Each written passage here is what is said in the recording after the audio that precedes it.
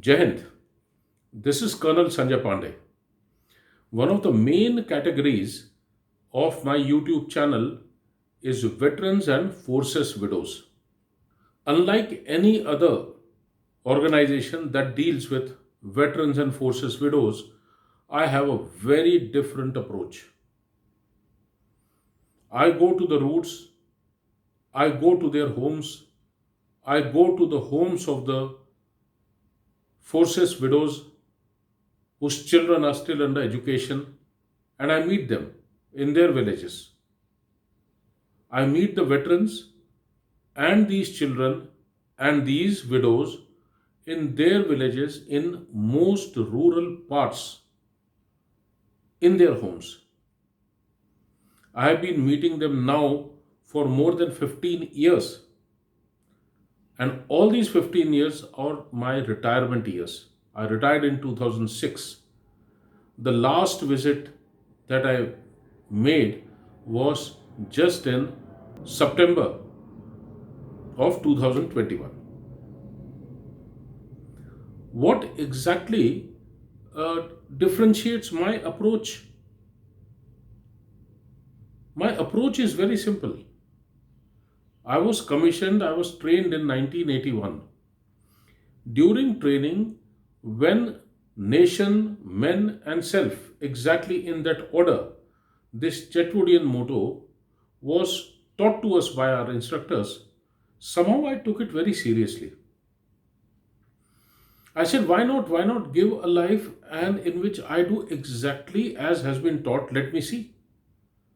And as luck would have it, within 2 days of reporting to unit on 16 September 1982, within 2 days there was a temporary duty, and I was given a vehicle, a few people, and I was told to go and attend a recruiting rally in Himachal Pradesh, Sujanpur. My men also happened to be Dogras. So we drove in our unit vehicle deep into Himachal. So someone's home came midway, so they stopped, took me to their home. I had food with them. Again, we were driving, someone else's home came, we stopped and had cup of tea in their homes. For me, it was not strange at all. It was something different. I always thought this is what army is. This is how close we are to men. And this was my third day and fourth day. So, almost for about a week, this experience happened. And then one of the days in the afternoon, when there was no work, the driver came to me. He says, "Ki, why don't we go down to the river?" He says, "I've got some corn, bhutta." He says, I'll bake it for you there. And you can just have a bath in the river. So I just took the towel. We both went down. And icy cold water. I had a bath there. And then this man sincerely, he brought some bhuttas and thereafter the corn, and then he lighted a fire, and after that he gave it to me. It was such a different experience I had in my life. I said, this is what the men is. I said, what beautiful areas, beautiful homes they come from, what nice families, children, elders they have. And somehow it was a straight away a connect. And thereafter, throughout my service, whenever I would be anywhere around and we were going, and if someone said, Ki, "Sir, my home is nearby, will you come?" I never refused. I always liked it.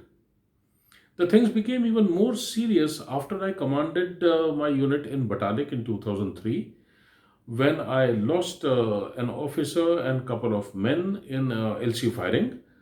And then I said, no, that connect, old connect, it had always been there. So I just went to their homes, met their parents, met the widow, small children who would come to me and say, Ki, "Uncle, when are you sending my father on leave?" And then I did not know what to answer. Then I said, they're so attached. And I have been coming and going to their homes from so many years, 20, 25 years. So why don't I continue? And then I retired. I took a couple of years after retirement to settle down, but then I was back. I would just pick up my vehicle and my wife would accompany me. and we would go and ring up someone and meet one person, meet another person, and another. And likewise, this thing started. So my wife was with me all through. After retirement, almost for about 10 years, we both would travel extensively and we would meet all those people who used to be with us in the unit. Somehow, this bonding, which someone had taught us in 1981, became so strong that it just became part of my system. I could never remove these people from my system. And then I understood the meaning of Chetwodian motto, what exactly it means: nation, men, and self. And it does not mean nation and men. It does not mean nation and men up to the last day of service, and the day you retire, thereafter you just dump them. No, I think it's a lifelong relation. To me, it is lifelong. I have retired for 15 years. I served for 25, 26 years. It's 40 years. My connection is on.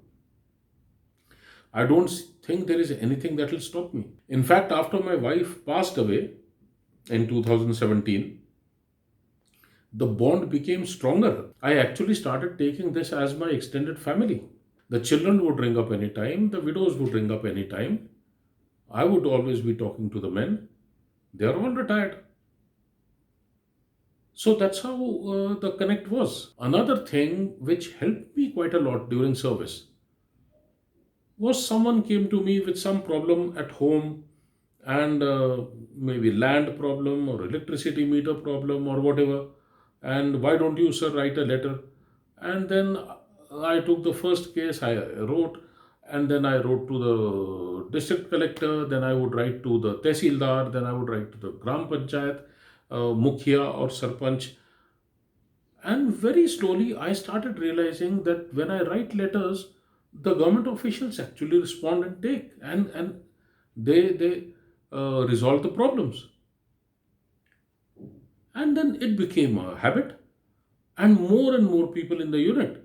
As soon as the word spread that Pandey sir writes good letters and all work gets done, the more number of people started coming to me. I would go in the evening and someone would come with a, this is my problem. So I would write the letters and we would post the letters.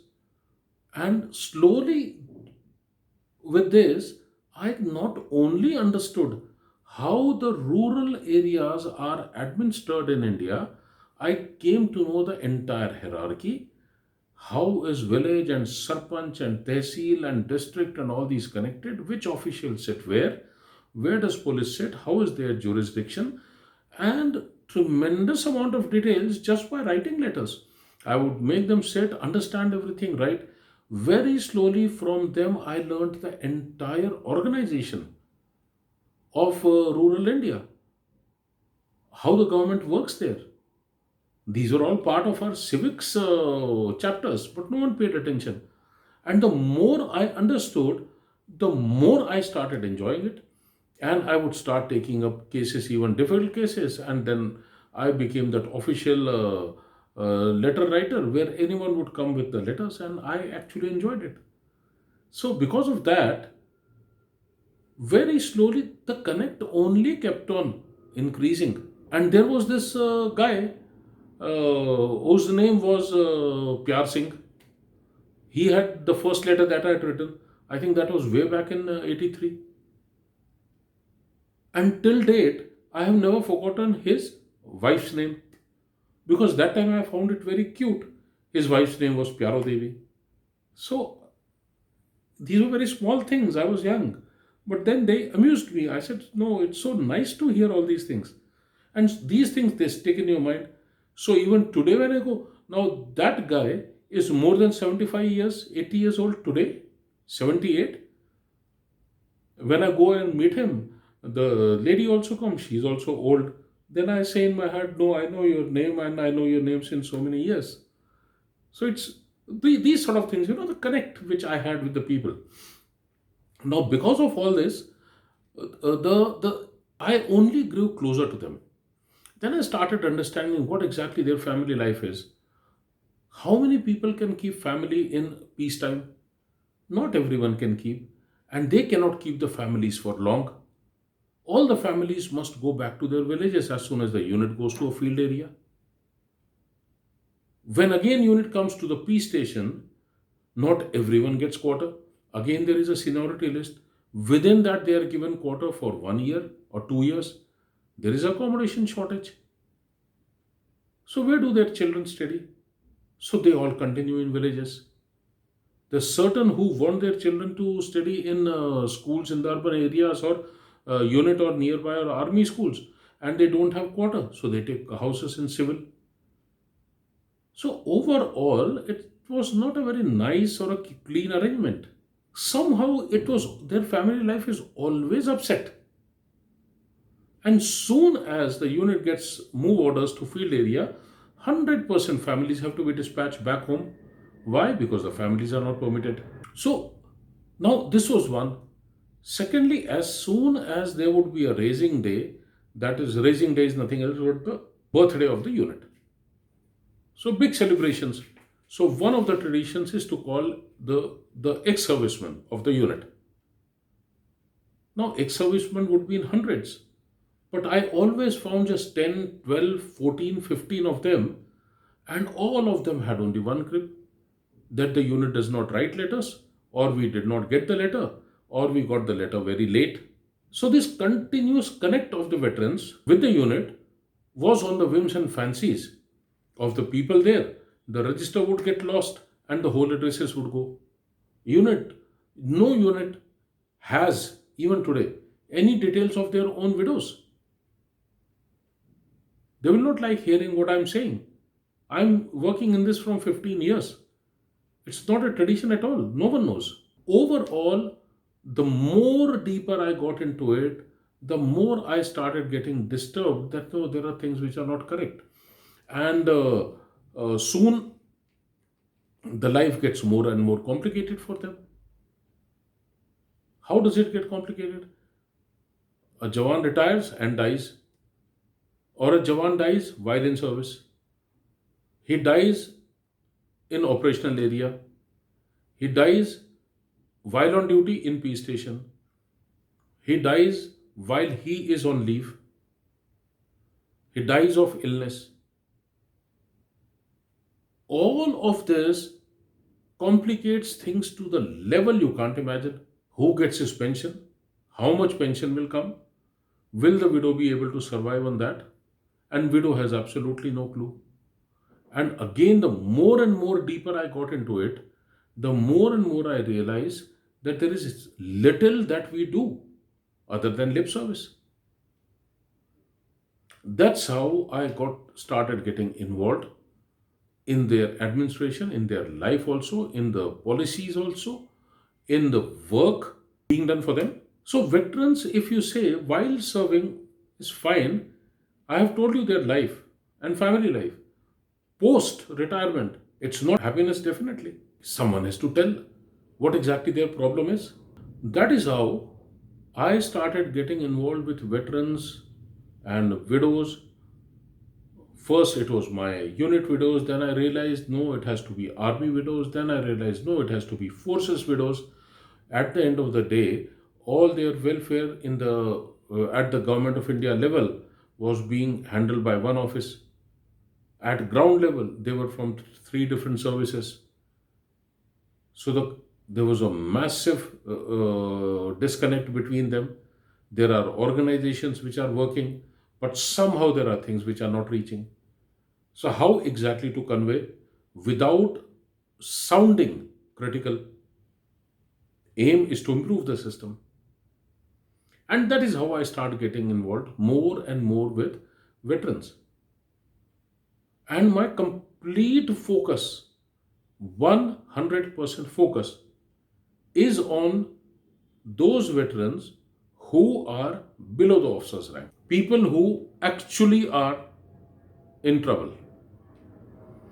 In the army, 97% Jawans retire at the age of 35 or 37 years.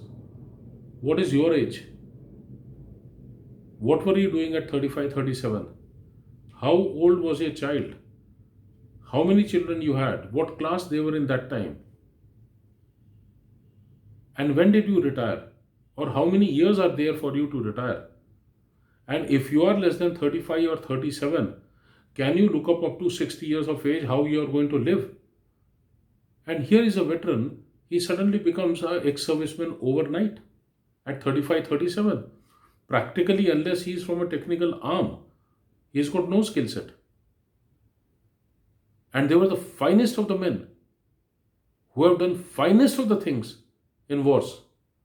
But then, as soon as he comes and hits the street, so the only thing you and I think best for him is to employ him as a guard. What a big favor we do. Can there be a bigger irony? These are the same people who died in Kargil or who died in insurgency or who died in 71 or 65 wars, where every day we are so proud to remember them. So it's so easy to remember dead. It is so easy to invest in dead. It's so difficult to invest in living. So what's the best way out? Avoid. Don't talk about them. I am not them. Chetwood motto was to be with your men. And to me, whether that man is alive or he is dead, I will look after them. I will look after his family till wherever I can, particularly if the children are under education. That is what I will do. So, with this as an introductory video, number one, about the veterans and the widow's life in general in army, I am very sure there's so many questions would have come to your mind. You can ask me, you can just write it in comments. I will do one more introductory video wherein I will introduce two new acronyms called VOICE, VOICE, and SAVITA, SAVITA. VOICE stands for Veterans of India for Constructive Engagement. SAVITA stands for Sustainable and Valuable Initiative for Timely Assistance. My entire effort, my entire work for the veterans goes under these two heads. I will explain what these heads are in the next video. Thank you for watching this. Thank you very much and Jai Hind. This is Colonel Sanjay Pandey for you.